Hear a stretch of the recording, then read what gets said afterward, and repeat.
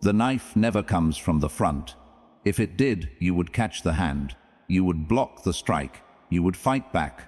The front is where enemies stand. The front is where war happens.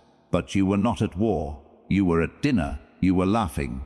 You were sharing your dreams, your fears, and your weaknesses with someone you called a friend, someone you called a partner. And that is why you are bleeding. The betrayal that destroys you never comes from a stranger. A stranger cannot hurt you because a stranger has no access to your back. The betrayal always comes from the person you handed the key to. And looking back, you feel stupid. You feel blind. You replay the memories and suddenly the red flags you painted white begin to bleed through. You see the glances. You hear the pauses. You realize that the signs were there all along, screaming at you in a language you refuse to learn. You want to believe that humans are good. You want to believe that loyalty is the default setting of the soul. Machiavelli would laugh at you. 500 years ago, in the brutal courts of Florence, Niccolò Machiavelli wrote the code that governs human nature. He did not write about how things should be. He wrote about how things are, and his verdict was cold. Men are ungrateful, fickle, false, cowardly, covetous. If you operate on the assumption that people are loyal until proven otherwise, you are walking through a minefield with your eyes closed. You are begging to be destroyed. But if you learn to see, if you learn to decode the subtle dark mechanics of the human shadow, you become something else. You stop being a victim of betrayal and become a master of human dynamics. You can spot the traitor before they draw the blade. There are 3 specific behaviors, 3 tells that reveal a person who is incapable of loyalty. These are not obvious. They are not the person who lies to your face. They are the person who smiles too much, the person who agrees too quickly, the person who uses honesty as a mask for deceit. We are going to dissect them. We are going to rip the mask off. By the end of this video, you will look at your circle and you will see the cracks in the foundation, and you will finally have the permission to do what you have been too afraid to do. Cut the rope. Before we identify the 3 types of traitors, you must understand why you keep letting them in. There is a flaw in your operating system. It is called the projection of virtue. You are a decent person. You value your word. If you say you will help, you help. Because you operate this way, you project this value system onto others. You assume that because you would not betray them, they will not betray you. This is a fatal error in strategy. Machiavelli warns, a man who wishes to make a profession of goodness in everything must necessarily come to grief among so many who are not good. You are projecting your own reflection onto a wolf. The wolf does not care about your reflection. The wolf cares about hunger. Most people view trust as a feeling. I feel like I can trust him. Wrong. Trust is not a feeling. Trust is a calculation. The moment you rely on vibes or chemistry, you are prey. The greatest con artists in history, from Casanova to Bernie Madoff, were masters of vibes.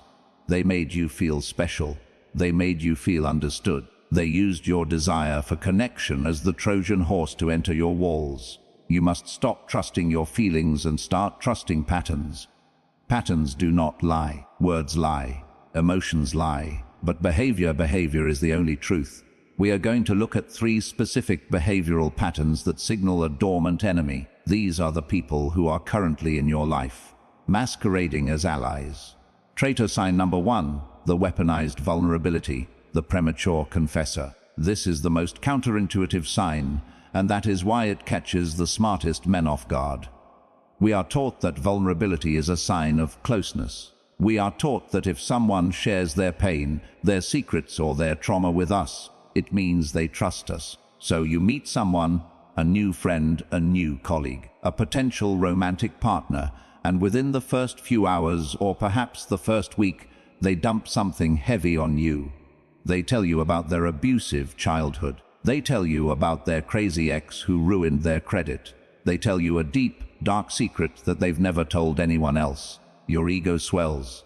You think, wow, they must really see something special in me. We have a deep connection. You are not special. You are a target. This is not intimacy. This is premature confession. And in the world of dark psychology, this is a transaction.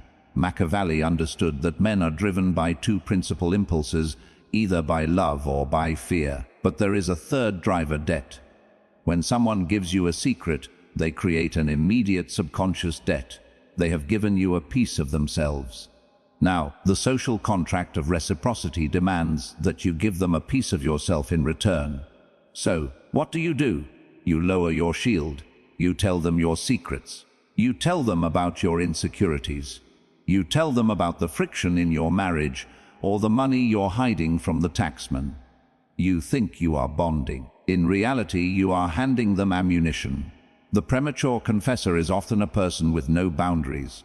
A person with no boundaries has no loyalty. If they are willing to betray their own privacy to a stranger, they will betray your privacy to the next stranger they meet. Think about it. Why would they trust you so quickly? They don't know your character. They don't know if you are a good man.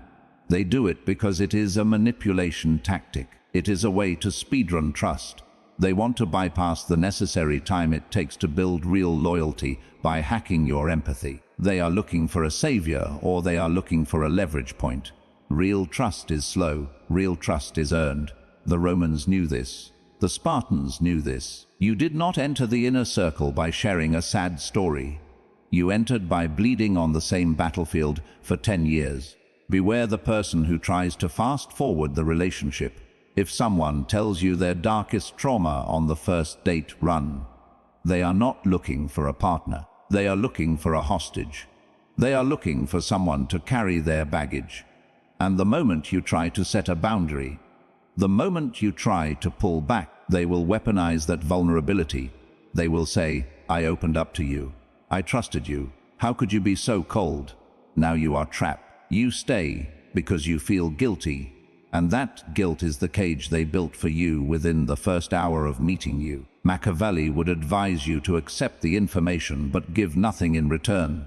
Listen, observe, but keep your own cards face down. A secret shared too soon is not a gift. It is a hook.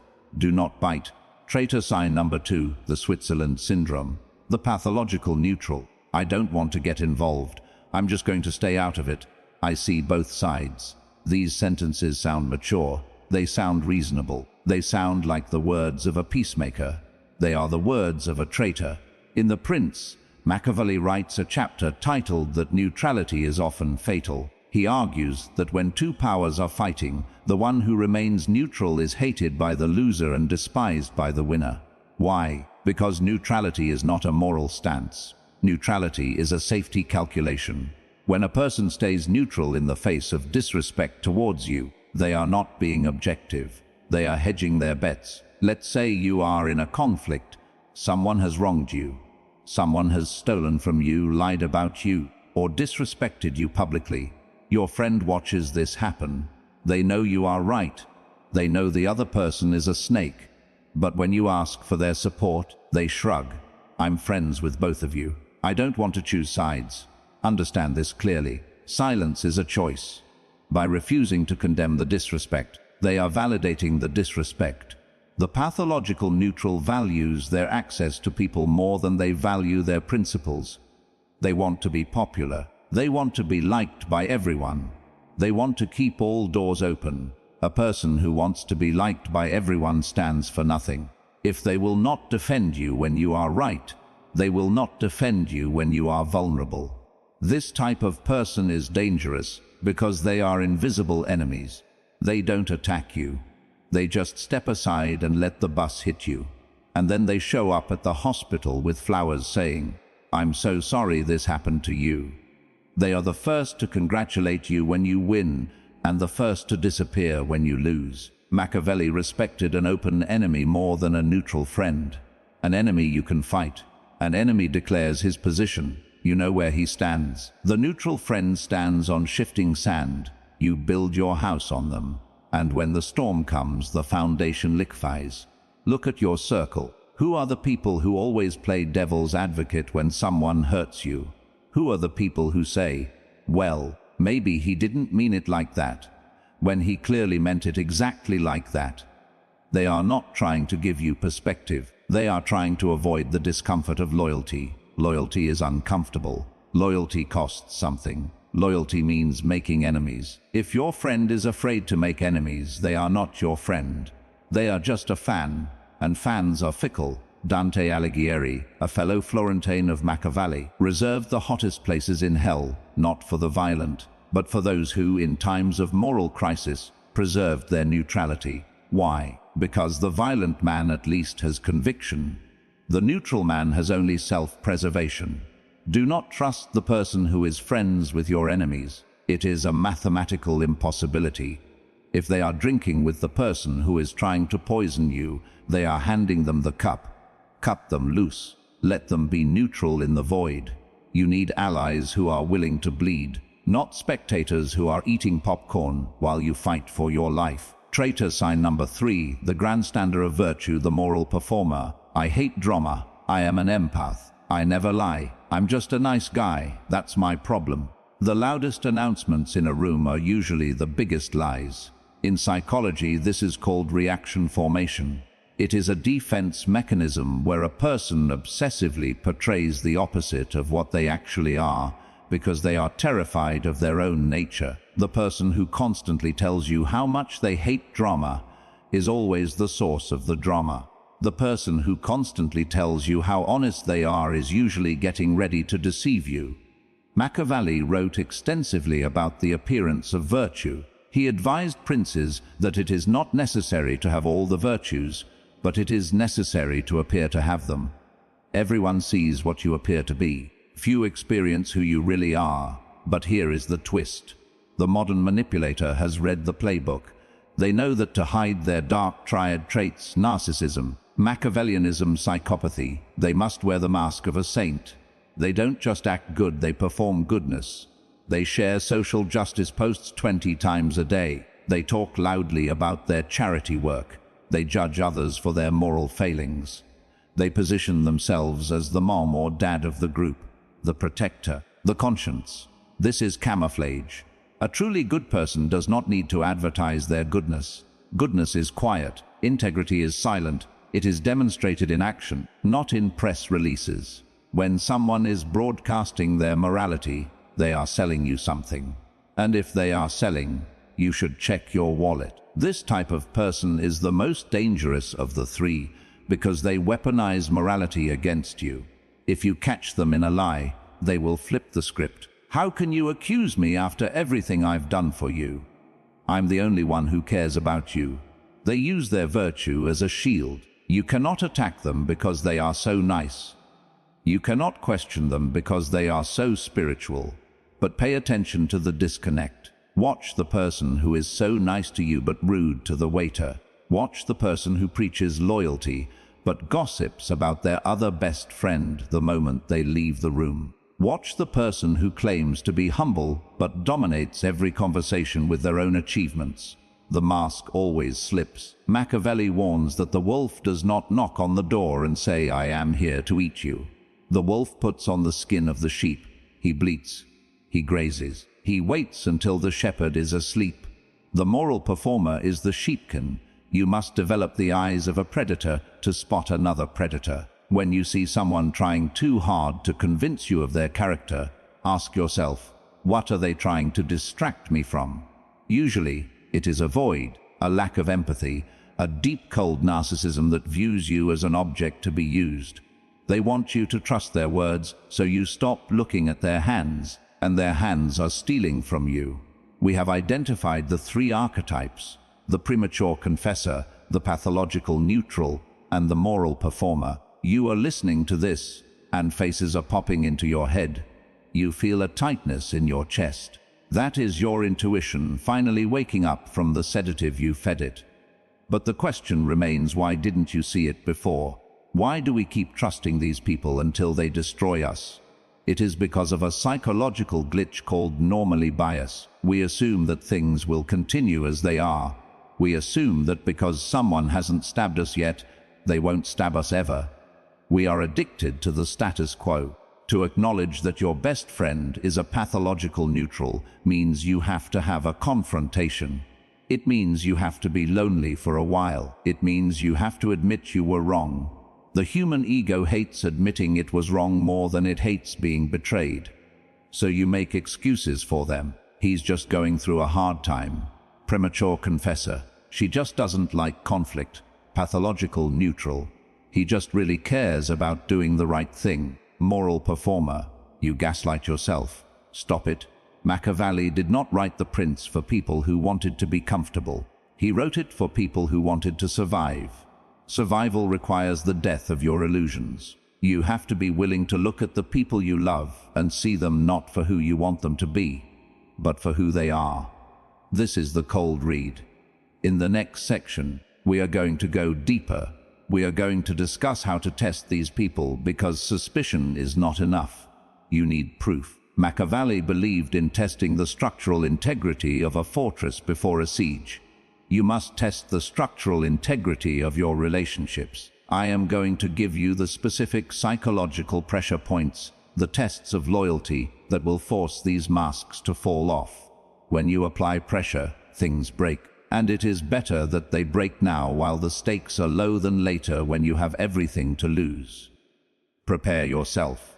We are moving from observation to action. You have your suspicion, you see the signs. The premature confessor is draining your energy. The pathological neutral is hesitating. The moral performer is preaching too loud. But you are not a tyrant. You do not execute without trial. You need certainty. Machiavelli was a scientist of power. He did not believe in guessing. He believed in empirical evidence. He wrote, "One must never allow disorder to continue so as to escape a war." Meaning, do not ignore the red flag to keep the peace. Provoke the conflict to find the truth. You must administer a stress test. Engineers do not assume a bridge is strong. They drive heavy trucks over it to see if it cracks. You must drive a truck over your relationships. Here are the 3 methods to shatter the mask. Test 1. The no test for the premature confessor. The premature confessor uses vulnerability to create obligation. They want you to feel responsible for them. They want to merge with you. To test them, you must erect a wall. The next time they dump a crisis on you or ask for a favor or demand your time, say no. Do not apologize. Do not offer a long explanation. Just say, "I can't do that right now," or "I don't have the capacity to discuss this." Watch the reaction. A healthy person will respect the boundary. They will say, "Okay, I understand," and they will move on. The manipulator will panic. Their mask will crack. They will try to make you feel guilty. "I thought you were my friend. I have no one else to talk to. You're abandoning me." Or they will get angry. They will turn cold. They will withdraw to punish you. This reaction tells you everything. It proves that their vulnerability was not a request for connection. It was a demand for submission. When you refuse to submit, the predator revealed its teeth. If a no destroys the relationship, it wasn't a relationship. It was a parasitic attachment. Test 2, the public defense. Test for the pathological neutral. The neutral wants to play both sides. They want to exist in the shadows where it is safe. Drag them into the light. Create a situation where they are forced to take a public stance. It doesn't have to be a war. It can be an opinion, a decision, a preference. We need to make a decision on this project. I think we should go left. John thinks we should go right. Where do you stand? Do not let them say both have good points. Look them in the eye. Hold the silence. I need to know which path you support. Watch them squirm. Watch them sweat. The neutral is terrified of accountability. They will try to deflect. They will try to make a joke. They will try to delay. If they cannot support you in a small decision, they will never support you in a crisis or raise the stakes. Share a controversial opinion that you know is true but unpopular. See if they back you up or if they look around the room to see what the group thinks first. If they check the room before they check their conscience, they are not your ally. They belong to the herd, and the herd will trample you the moment you trip. Test 3, the withdrawal of praise. Test for the moral performer. The moral performer runs on fuel. That fuel is validation. They need to be told they are good, kind, and special. Cut the fuel line. Stop praising them. Stop reacting to their virtue signaling. When they tell you about their charity work, simply nod and say, "Cool." When they post their self-righteous rants, do not like it. Treat them as if their goodness is normal, expected, boring. Even narcissists hate being bored. They hate being ordinary. If you stop feeding their ego, they will escalate. They will do something more dramatic to get your attention, or they will start to devalue you. They will make subtle digs. You don't seem to care about these issues. You've become very distant. They will try to provoke a reaction because negative attention is better than no attention. By starving their vanity, you force the monster to come out of the cave. You will see the rage behind the smile. You will see how quickly their unconditional love turns into conditional hate. Now you know you have seen the signs. You have run the tests. The results are in. You are surrounded by people who cannot be trusted. This realization brings a heavy feeling. It brings grief. You might feel the urge to burn everything down, to scream at them, to expose them. Stop. Machiavelli warns against useless anger. He who desires to be obeyed must know how to command. And the first person you must command is yourself. Do not create a scene. Do not announce your departure. The amateur announces they are leaving. The master just disappears. If you confront a manipulator, you give them one last chance to manipulate you. They will cry, they will gaslight, they will spin the story to make you look like the crazy one. Do not give them the microphone, use the fade, slowly withdraw your energy. Become boring, become busy, become unavailable. The premature confessor will find a new ear to bleed into. The pathological neutral will find a new strong person to hide behind. The moral performer will find a new audience to clap for them. Let them. Your goal is not to fix them.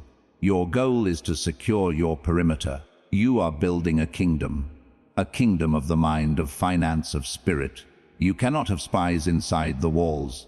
You cannot have saboteurs at the dinner table. This is the cold truth of adulthood. Your circle should decrease in size but increase in value. A table of 12 where 6 are hiding knives is not a feast. It is an ambush. A table of 2 where loyalty is absolute is an empire. So do you trust no one? Do you become a paranoid recluse watching shadows alone in the dark?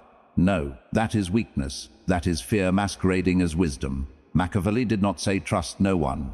He said trust yourself to see reality. The ultimate goal of this dark knowledge is not isolation. It is precision. When you learn to spot the fakes, you can finally appreciate the real, and they exist. There are men and women who possess the old virtues. They speak little but do much. They pick a side and stay there even when it rains. They do not advertise their honor. They simply live it.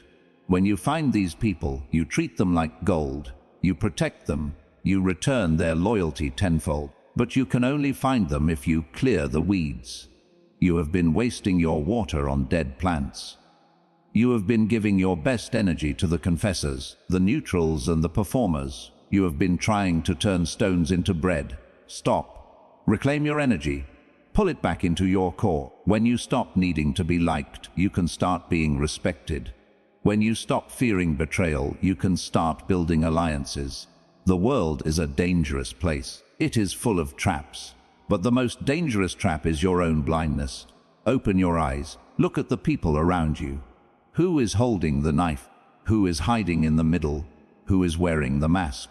See them, acknowledge them, and then silently, ruthlessly remove them, because you have work to do, and you cannot climb the mountain if you are carrying dead weight. There is one final person you must check, the hardest person to see. Look in the mirror. Are you the premature confessor using your pain to trap others? Are you the neutral too cowardly to stand for your friends? Are you the performer acting good instead of being real? Machiavelli wrote, "It is double pleasure to deceive the deceiver." Do not deceive yourself. The sword of truth cuts both ways. If you want loyalty, you must be loyal. If you want strength, you must be strong. If you want a circle of kings, you must stop acting like a courtier. Clean your own house first, then seal the gates. The world does not reward the knave. It eats them. The world does not reward the paranoid. It ignores them. The world rewards the perceptive. Be the one who sees. Be the one who knows. Be the one who cannot be taken by surprise. That is the ultimate power. Not controlling others, but seeing them so clearly that they can never control you. Walk in silence, watch the hands, and trust only what is proven. If this opened your eyes, understand this is only what I can show publicly. There are videos I cannot upload for everyone. There are aspects of dark psychology that I simply cannot discuss publicly on YouTube without being censored or demonetized. The algorithm suppresses the most powerful information.